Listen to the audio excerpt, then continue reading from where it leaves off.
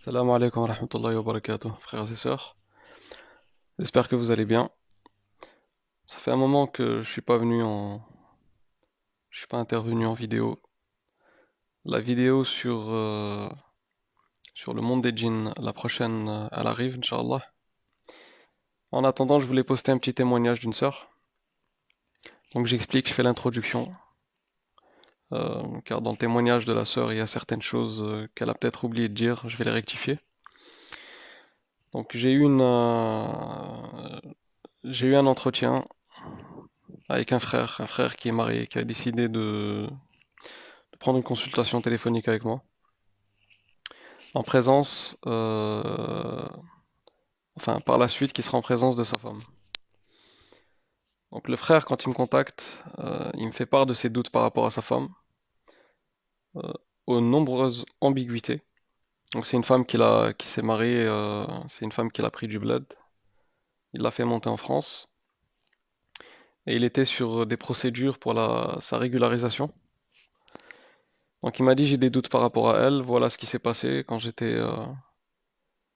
l'ai demandé au bled en mariage, j'ai vu ça, j'ai vu ça, j'ai vu ça. Le jour du mariage, le jour de la nuit de noces, elle était censée être vierge et il y a des choses pas cohérentes sur certains faits et gestes, notamment sur un prétendu sang. Euh, je vous passe les détails, mais voilà, c'est un scénario où la prétendante femme avait plus d'imagination que Steven Spielberg. Donc, euh, Donc moi, je demande au frère, avant de trancher, et de le conseiller sur le fait de rester avec elle ou pas, de, de procéder au divorce ou non, ou la réconciliation. J'avais pas assez d'éléments pour pouvoir trancher, donc j'ai demandé à parler avec les deux, avec le couple, avec le frère et sa femme. Donc à partir du moment où je pose des questions au frère, je pose des questions à la femme, et je m'aperçois en fait que qu'il s'est marié avec une diablesse. Une diablesse au sens propre du terme. Une femme qui est hypocrite, qui est là que pour des intérêts. Et une fois que ces intérêts sont accomplis, bah, elle trouvera un moyen de larguer son mari, quoi. Donc, lorsque je pose des questions à la femme, je la mets face à certaines de ses contradictions. C'est-à-dire que sur les questions-réponses, je vois beaucoup de contradictions. Je les expose. Et quand je les expose, elle noie le poisson dans l'eau. Donc, je questionne le mari sur les réponses de sa femme. Et elle en est arrivée même à le faire douter de lui, quoi.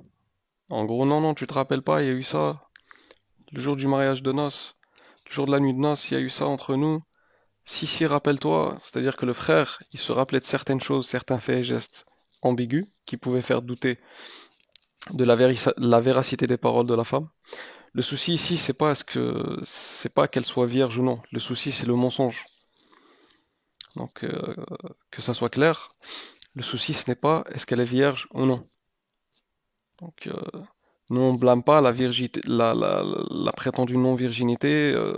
Nous, on blâme le mensonge. Un mariage basé sur du mensonge. Donc, elle en est arrivée à faire douter le frère sur les ambiguïtés qu'il a relevées le jour de cette nuit, jusqu'à dire non, finalement, je me rappelle plus. Donc, il est revenu sur ses dires et sur ses paroles. J'ai persévéré et j'ai dit franco à la femme, tu es une menteuse, une hypocrite, tu es une manipulatrice, et il doit te divorcer. Et j'ai dit au frère, devant elle, tu dois la divorcer le plus vite possible, avant qu'elle ait ses papiers. Divorce-la et retourne-la au bled. Donc, À ce moment-là, la femme pleure. Elle pleure, elle lui dit non, je veux faire des enfants avec toi. Voilà, qu'on reste ensemble, qu'on avance dans le din, parce que le frère, il lui avait dit qu'il était débutant dans la religion et qu'il attendait d'elle, vu qu'elle connaissait l'arabe, elle maîtrisait l'arabe, elle avait une éducation quand même religieuse, elle connaît la culture religieuse du pays là où elle habitait. Et donc elle lui dit non, mais voilà, on dit des choses sur moi qui sont pas vraies. Euh, C'est-à-dire moi, comme quoi je dis des choses sur elle qui sont pas vraies.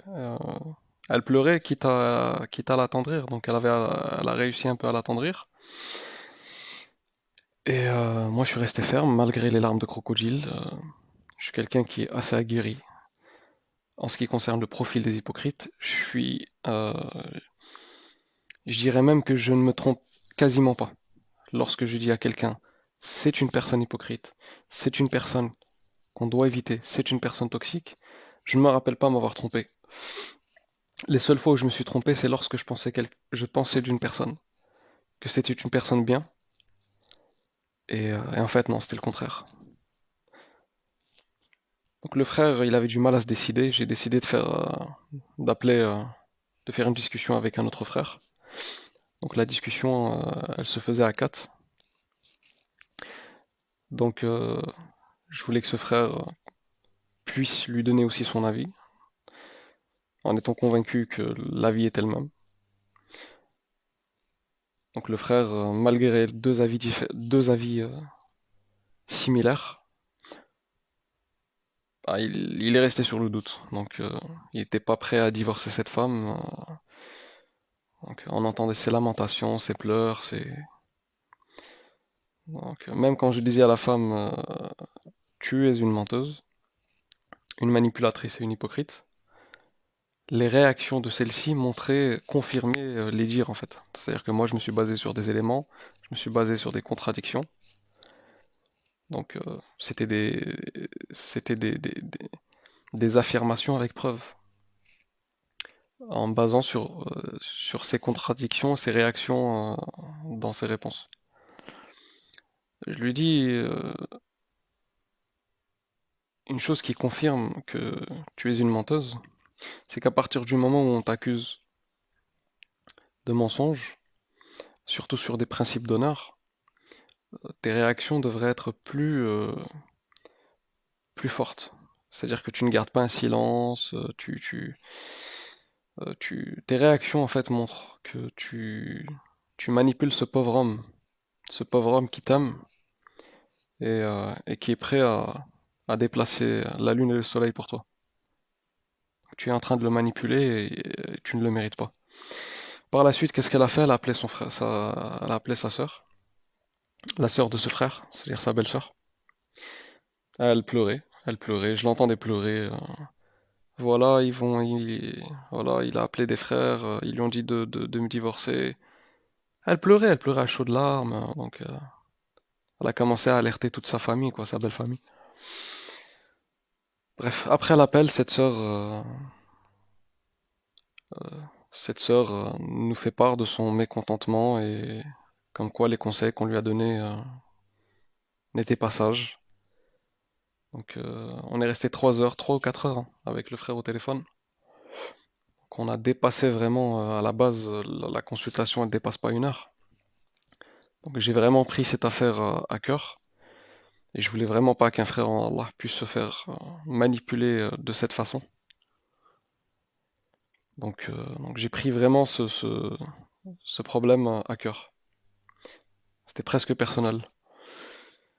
Donc à la fin, on a été critiqué, enfin j'ai été critiqué par la sœur de ce frère. Donc elle a dit à son frère, je pense pas qu'il puisse te donner des bons conseils, garde-la, reste avec elle. Donc elle a réussi à retarder la chose, à retarder le divorce qui devait être fait le plus rapidement possible, avant même qu'elle atteigne son but, c'est-à-dire d'avoir sa régularisation, ses papiers. Donc bah, le frère ne l'a pas divorcé à temps, euh, dû au mauvais conseil de sa sœur. Bah, finalement, elle a eu ses papiers Et elle elle a fait un subterfuge pour rentrer son frère en prison. Et là, elle s'est évaporée. Où est-elle? On ne le sait pas. Donc voilà, j'ai fini avec cette introduction et je vous laisse avec le témoignage de la sœur, Inch'Allah. Salam alaikum. Assalamu alaikum. Je fais cette vidéo aujourd'hui pour la page interprétation des rêves en islam pour le frère Issam. Alors, je voulais témoigner parce que on a eu avec mon frère, en fait, moi j'ai conseillé mon frère euh, de faire une consultation. C'était avec le, avec le frère Issam, je crois. Donc il a eu une consultation au téléphone avec lui et deux autres frères. Voilà, alors la consultation, on avait payé pour 1 heure. Et machallah, ils étaient restés avec lui pendant 3 heures. Pour un problème, en fait, mon frère, il avait un problème avec son épouse. Il n'était pas bien avec elle, voilà, il voulait des conseils. Donc les frères en question, ils l'ont conseillé, ils ont passé beaucoup de temps avec lui, à parler avec mon frère et avec son épouse. Et voilà, moi je suis arrivée à la fin de la consultation où le frère il disait à mon frère, divorce-la. Divorce-la, c'est pas une femme pour toi, divorce-la. Cette femme, elle est derrière toi que pour, pas pour le khair, elle est derrière toi que pour les papiers, pour, voilà, pour des choses qui sont pas bien, divorce-la. Et ils avaient parlé pendant 3 heures déjà avant que j'arrive moi. Voilà, du coup moi, mon frère, quand il a, quand il lui a dit ça, mon frère, il était ok, lui. De toute façon, il voulait plus être avec elle. Et ils lui ont donné beaucoup de conseils. Il a compris vraiment le but de sa relation avec elle. Et il savait que de toute façon, c'était voué à l'échec. Mais moi, j'étais derrière mon frère et je lui ai dit non, écoute, personne ne peut te dire de divorcer ta femme, c'est haram, c'est pas. Faut pas. Vraiment, je pense pas t'avoir bien orienté. Je pense pas que ce soit. J'étais pas sûre. Voilà, pour moi, dire à quelqu'un divorce, c'était haram, c'était péché. Il pouvait pas dire à quelqu'un de divorcer parce que le mariage en islam, c'est quelque chose de tellement. Voilà, c'est. Je sais pas comment dire ça. Voilà, je sais pas comment dire ça. Pour moi, le divorce en islam, c'est vraiment la fin de la fin, quoi. C'était pas le premier conseil qu'on pouvait, pour moi, c'était pas le premier conseil qu'on pouvait donner à quelqu'un, alors que, voilà, qu'on l'avait jamais vu et qu'on avait parlé avec lui. Même si c'est 3 heures, c'est énorme, mais ils ont parlé à plusieurs avec lui. Donc, j'ai conseillé à mon frère de pas l'écouter. J'ai dit à mon frère, voilà, qu'il fallait pas les écouter, qu'il fallait d'abord qu'il soit sûr de lui. Et mon frère Meskin, il est nia, il m'a écouté, il a pas voulu la divorcer tout de suite, mais après il y a encore eu des problèmes et puis voilà, la relation a été vouée à l'échec de toute façon. Et du coup, mon frère, il n'en pouvait plus, donc il attendait que la situation avec les frontières et tout ouvre pour qu'il puisse la divorcer.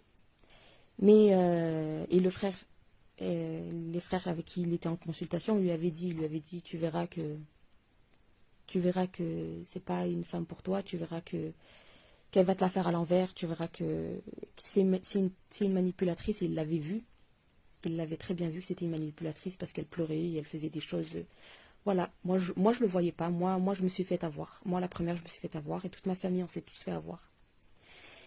Et, euh, et donc mon frère il avait pris la décision de divorcer, mais pas ici. Il voulait divorcer là où il s'était marié pour que ce soit plus facile. Mais comme c'était une manipulatrice, comme on nous l'a dit, et que c'était une vicieuse, et ben, elle a pris les devants.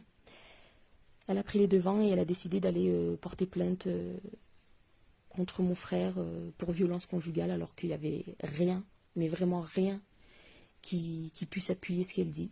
Elle s'est appuyée sur des choses, voilà. En fait, c'est une manipulatrice. Elle a fait avec nous, avec les juges et avec tout ça, elle a fait pareil. Et mon frère, voilà, mon frère, il est en prison malheureusement. Même s'il n'y avait pas assez de preuves pour l'accabler, il est tombé, voilà, son avocat lui a dit, vous êtes tombé dans une mauvaise époque, là, avec tout ce qui se passe, les violences conjugales, etc., et ben, ils peuvent que croire ce qu'elle dit. Elle disait qu'il la laissait pas manger, qu'il lui donnait pas d'argent, qu'elle avait pas le droit de sortir. Alors que par Allah et qu'Allah m'en soit témoin, tout ce qu'elle dit c'est faux, tout ce qu'elle a dit c'est faux. Et hasbi Allah wa ni'mal wakil fik, parce que, parce que voilà, mon frère il est en prison malheureusement, mais Inch'Allah il en sortira plus fort. Je vous demande de faire des doha pour lui parce que c'est vraiment quelque chose on on s'attendait pas du tout à ça.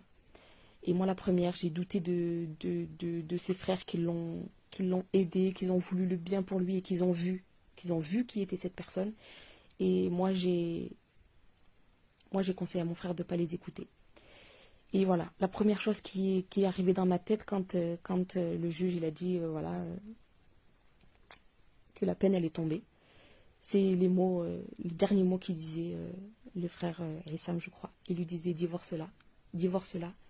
Et moi j'ai dit à mon frère non, ne les écoute pas, ils disent n'importe quoi. Attends, tu peux pas dire à quelqu'un divorce comme ça. Et subhanallah, il avait raison. Si seulement j'avais écouté, si seulement j'avais laissé mon frère faire ce que les frères lui avaient conseillé parce qu'ils savaient ce qu'ils faisaient, ils savent ce qu'ils disent et voilà. Qu'Allah nous vienne en aide, qu'Allah apaise sa peine, Inch'Allah, qu'il apaise son cœur et qu'il nous le sorte au plus vite, Inch'Allah. C'est tellement dur pour mon père, pour ma mère, pour tout le monde. C'est vraiment très très dur. Hasbi Allah wa ni'mal wakil fiki. Elle a été vraiment une mauvaise personne et les frères l'avaient vue et nous on l'avait pas vue. Mais voilà, qadar Allah, c'est juste une épreuve d'Allah, Inch'Allah.